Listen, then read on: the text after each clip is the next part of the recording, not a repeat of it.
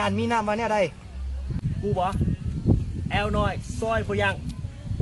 ขออยากได้แอลคืออาจารย์นี่ต้องเห็นอะไรมึงต้องฝึกลมปานแทนไปอยู่จุดเดียวแล้วมึงกับมันฝึกฝนนี่แหละคือบอลที่มึงต้องฝึกฝนมึงต้องเดาให้มันตายกันไปขางนึงโดยเฮ็ด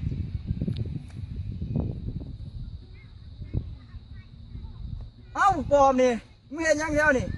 ไปเห็นบนอื่นไปตัวนี้ก็คิดปอบตัวนี้มันเห็ดยังของมันวะ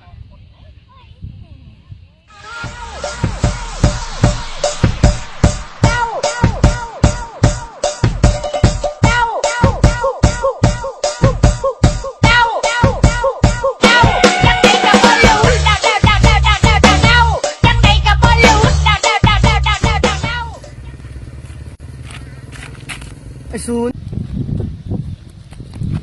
ไอ้ศูนย์ที่เขาไม่เอาดีเท่สิบ่ให้เอาดีจะไรกันอย่างการฝึกฝนนี่แหละเนาะไอ้ศูนย์เขาไม่เอาดีเสียข้ามันเป็นคือเก่าเลยบ่เขามีผู้ใหม่แล้วมาที่หักกอไก่ขอไข่ขอคุยฮะแม่งที่หักอยากได้ดอกเหรอไปเข้าไปตักกันไปที่หักมันเรื่องจะให้กูตำกู2 ดอกเลยได้ที่หักไปเจ้าไปกับเขาแล้ว